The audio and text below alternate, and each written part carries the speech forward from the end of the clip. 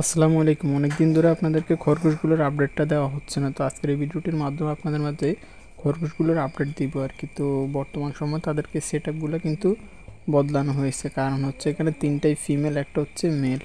এই কারণে মূলত তাদের সেট আপটা বদলানো হয়েছে। আপনারা হয়তো অনেকে জানেন যে ইতিমধ্যে তারা কিন্তু বাচ্চা দেওয়ার সময় হয়ে এসেছে, হয়তো আর 10 থেকে 15 দিনের মধ্যে আশা করা যায় ইনশাল্লাহ তারা বাচ্চা দেবে। তো তাদের জন্য দোয়া করুন যাতে করে তারা সফলভাবে বাচ্চা দিতে পারে আর কি। তো তাদের জন্য অলরেডি তাদের ফিমেল তিনটাকে আলাদা করা হয়েছে, মানে একসাথে রাখা হয়েছে, আর মেলটাকে কিন্তু আলাদা রাখা হয়েছে। আশা করা যায় ইনশাল্লাহ খুব তাড়াতাড়ি কিন্তু তারা বাচ্চা দেবে। আর এক পাশে রেখেছি হচ্ছে মেলটাকে, যাতে করে তাদেরকে কোনো ডিস্টার্ব না করতে পারে। একই সাথে তাদের জন্য প্রতিদিন খাওয়া নিয়ে আসতে হয় আর কি, কলমি শাক, যেহেতু আমাদের এখানে তেমন একটা ঘাস নেই।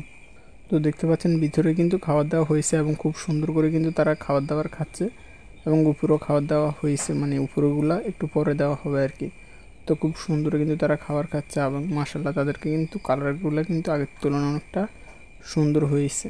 তো দেখতে দেখতে যে কখন যে তারা বড় হয়ে গেছে, আসলে এটা বুঝতে পারাটাই অনেক সময়ের ব্যাপার। তো যাই হোক, আজকের মতো ভিডিও ছিল এই পর্যন্ত। সবাই ভালো থাকবেন, সুস্থ থাকবেন। পরবর্তী ভিডিও দেখার প্রত্যাশা জানিয়ে আজকের মতো এখানে বিদায় নিচ্ছি। আল্লাহ হাফিজ। আসসালামু আলাইকুম ওয়া রাহমাতুল্লাহি ওয়া বারাকাতুহু।